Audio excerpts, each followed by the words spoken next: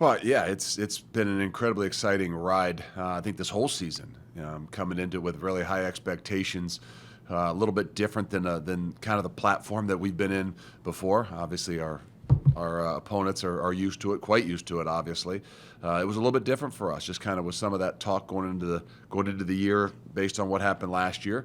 And our guys did a phenomenal job. They kind of rode a roller coaster of a little bit of ups and downs, not as much of the downs because obviously we found a way to win every football game. But we had to go through a period of time there where we had to figure out who we were and what we really wanted to be, and quit trying to be something that somebody else wanted us to be. And I think we kind of got into that groove and really had a chance to kind of enjoy the last few weeks of the season playing better football and winning a championship. And now we're trying to find that balance between really enjoying what these guys have created. I say these guys, these 30-some seniors and a lot of other guys and staff members, what they've created.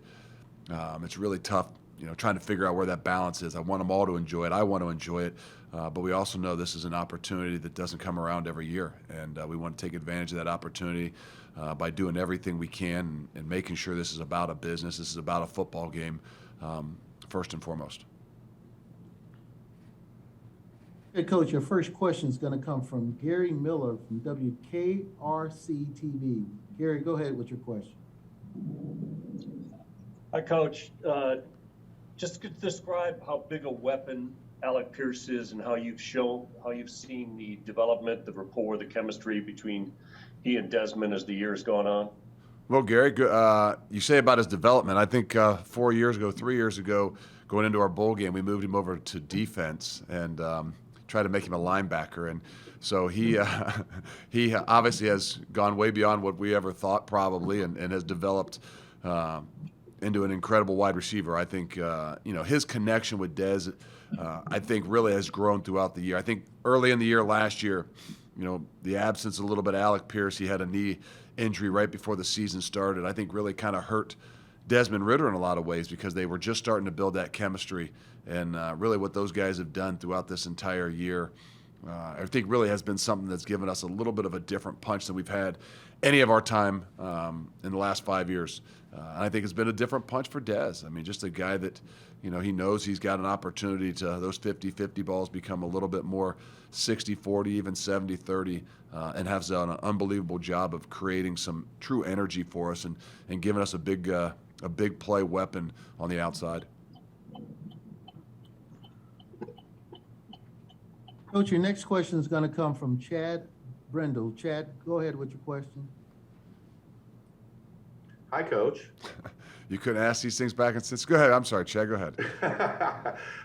Just wondering, what has it been like as a guy that's coached a lot of defense for a long time, having a guy like Ahmad where one side of the field is pretty much shut down, and then knowing coming into this game he's absolutely going to get challenged by Jameson Williams as well? Well, I think, just kind of going back to just Ahmad in general throughout the entire season, he's done a phenomenal job. And, it's tough sometimes at those positions that, people can, in some ways, go away from you and kind of, I'm not going to say, not take their shots, but, even take their offense in a different direction.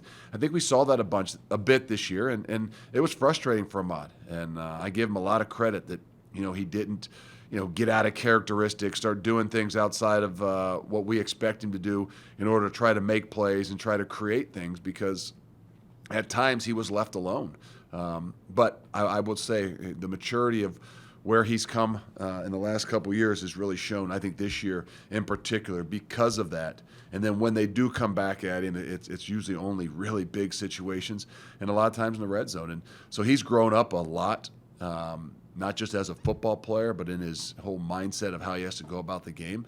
But I think the challenge here this week is going to be incredible for him because they're not going to go away from him. There's going to be opportunities that, he's going to have one of the best receivers in college football matched up one-on-one. And, he's going to be challenged. And, for us as a defense as well, we got to be smart too that, we've maybe gotten away with some things all year to be able to, leave him alone off the backside. That we also got to be aware that that's not always a win-win in every situation now. So even though he wants and loves the challenge, we've also got to be smart as a whole to make sure we've got some ways to change some things up and not just always stick him on an island, even though we believe he's as good as he really is. Coach, your next question is going to come from Chris Vanini with The Athletic. Chris, go ahead with your question. Hey, Luke. Yeah, you guys are about 2 touchdown underdogs. I'm sure you don't actually care about that, but I'm just curious if you feel like you guys need to prove yourselves a little bit at all to maybe part of the country who hasn't watched you as much. Thanks, Chris. No, I wasn't quite aware exactly where those things are. Usually when you start to see them pop up at the bottom of the ticker, I turn to channel. So it doesn't matter. I mean, we know, we have a good idea. I mean, if you're going to, if you want to have a shot at the title, you got to beat the champs. And, this is what we have. We have a shot to beat the champs. And regardless of, what the line is of any sorts, we've said it all year long that, the best team doesn't always win the game. It's just a reality. The teams that play the best win the football game. And, for us to worry about, what the line is and, us proving ourselves to anybody else, I think the greatest lesson that we learned throughout the stretch of probably the second 2/3 of our season is that we had to stop trying to prove people or live up to what an expectation that they wanted us to be. They wanted us to win this way, and you're favored by this, so you got to do this. And, I think it took a toll on us. And, I think the us getting kind of in our groove down the last 4 games of the season, we kind of put that behind us and said, we just got to be us, regardless of if we're favored or if we're underdogs, and, do what it is that we do, be us, and let's enjoy what it is that we're doing. So I don't know all that. I know that our guys don't feel like they need to prove anything. They just want to compete. And, I think that was the greatest thing I learned about those guys, even last year throughout the midst of all the stuff that we had to go through, is they're competitors. And when the ball goes down, it's all they care about is competing. And if that means they're going to try to prove somebody wrong, they're going to try to prove somebody wrong. But reality is we just want to prove ourselves right. Next question is going to come from Stephen Hawkins from the Associated Press. Go ahead, Stephen. Luke, you mentioned in your opening thing about the fact that this is a new experience for your guys. Alabama's obviously experienced that. It's been 3 weeks since it all came out. What have you seen the mentality of your team since that, getting that big moment of, hey, we're there, but how's it changed leading into game week? And how do you feel that prepared now that we're here at game week? Well, this is a big week. I mean, I think that, back home we tried not to, get too, what I'd say peak too soon and get, too much into Alabama, 3 weeks out. Just because I know how our guys are, and that's what they would rather do, and that's what they would want to do. But then, that week of, sometimes there's a lull in there. So I really sensed the maturity. I did. I mean, I know we've got a lot of older guys and guys have been through a lot, and I keep hammering away at that. But I did sense a maturity that we put the ball down and competed against each other, and actually had to kind of shut them down from doing it because, in some ways, I'm not saying it got too competitive, but I didn't want it to get to a point where we're getting guys hurt and things like that. So their attitudes have been great. I think they really understand the opportunity they have in front of them. And these situations and these things don't come around every year. And, for me, I want them to enjoy the moment. I want them to enjoy what it is that they've created. But I also, don't need to worry about them, losing focus, because that's who they are. And they're excited about the opportunity. They're excited about the challenge. But I also want them, I'm a little bit the other way, I want them to be able to enjoy a little bit of the surroundings and the things that they've created, all in the midst of making sure that they'll be ready for the 31st. Coach, your next question is going to come from Zane Phillips. Zane, go ahead with your question.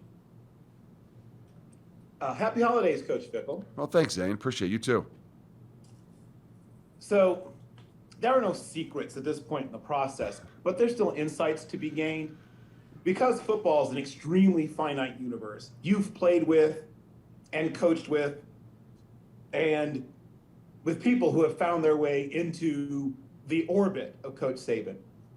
One, have you reached out to some of the people that you've either played with or coached with in the past who have also played for and or coached for Coach Saban? And if so, what insights have they given you? No, not a whole lot, to be honest with you. I mean, I've studied Coach for a long time, and not playing against him, just in general of all the things that they've done and what he's done, whether it was at Michigan State or even obviously at Alabama. So I don't know that there was any other insights. I don't get it. Obviously, Coach Mark D'Antonio is a really close friend of mine, and he coached for Coach Saban for a few years at Michigan State. But it's not like I sat down to try to pick his brain to say, hey, how does he go about a bowl game and this, that, and the other thing. I think, like you said, we've seen a lot of football. You can study every game they've got the whole season.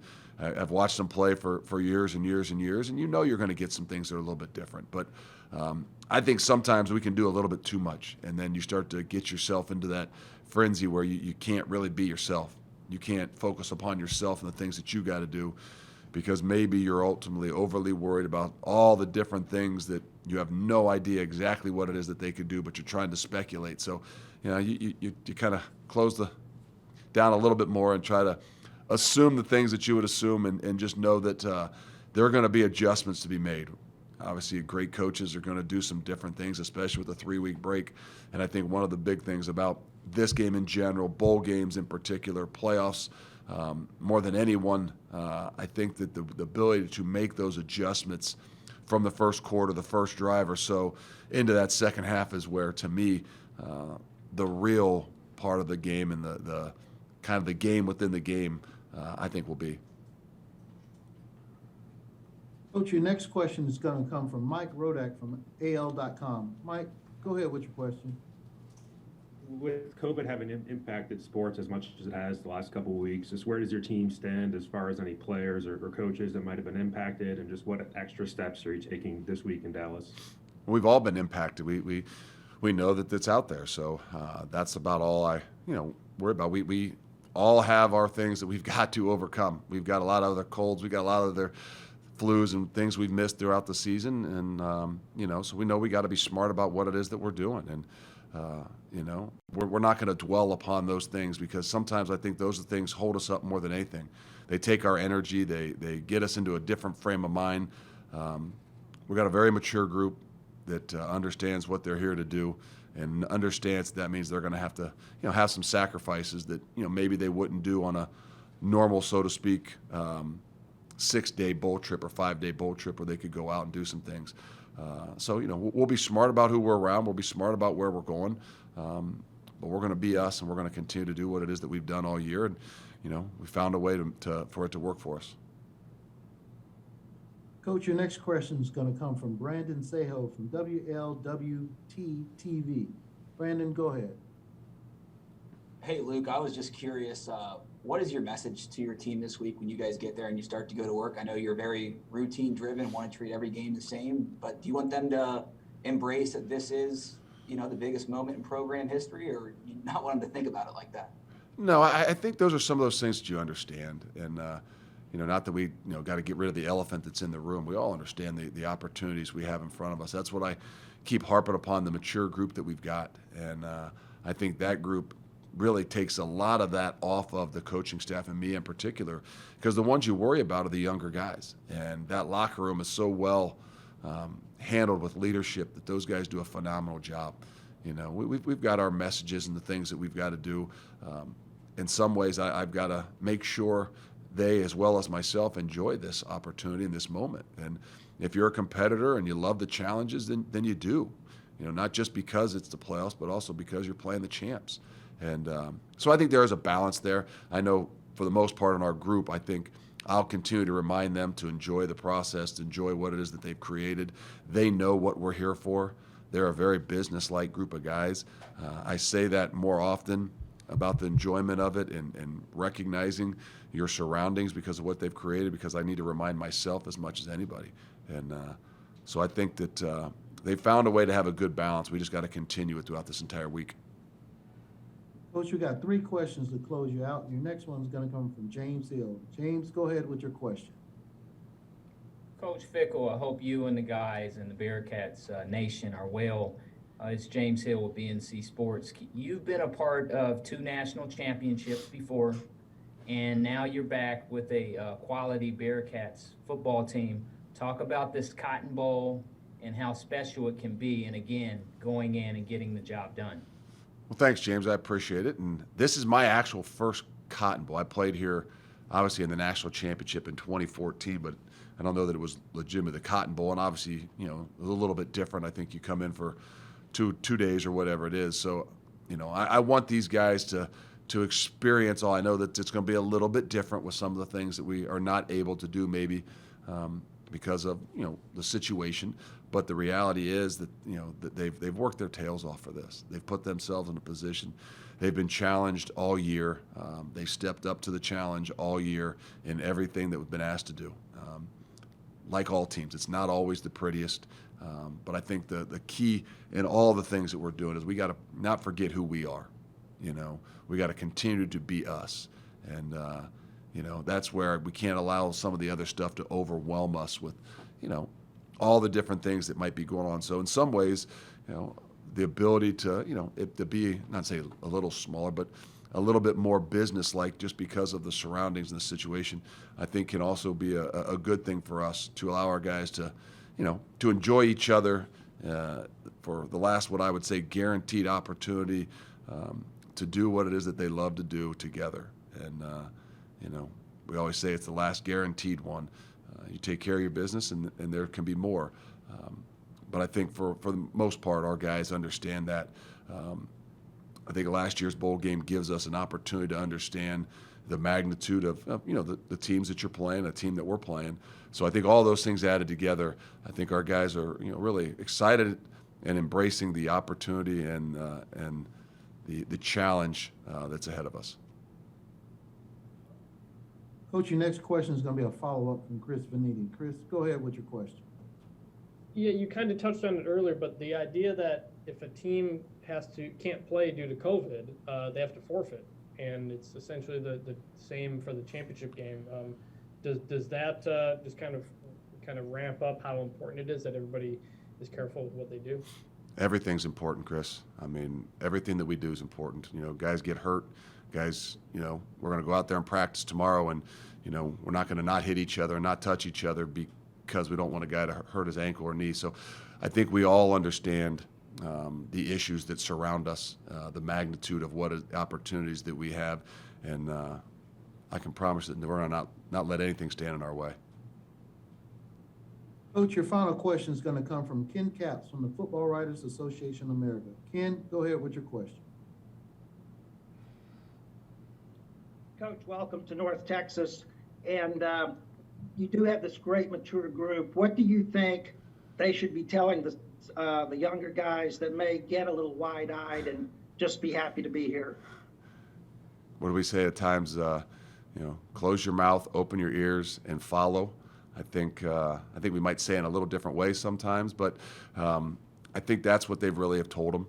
And you know, that's kind of been the message throughout the entire season. It's gotten to be even a bigger message as we've had, you know, this opportunity thrown in front of us.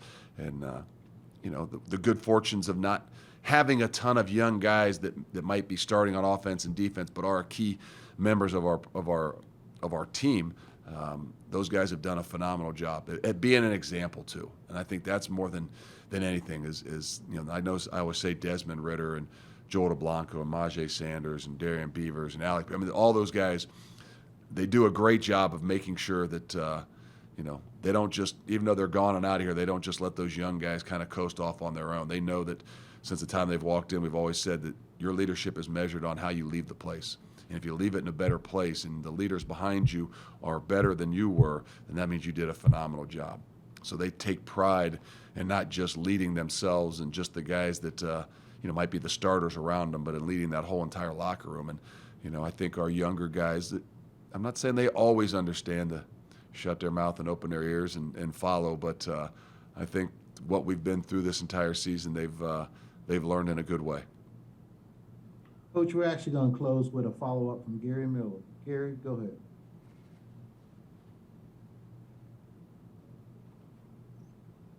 Hey, Coach, welcome to North Texas. Thanks, Gary. What was it like, you know, when everybody got back, you saw what happened to the basketball team, you saw what's going on with the NFL, and how relieved were you, or are you, that, you know, you don't have to deal with that today, but you will this week. And, you know, that moment when everybody got back together, you weren't sure if everyone was going to be cleared or not.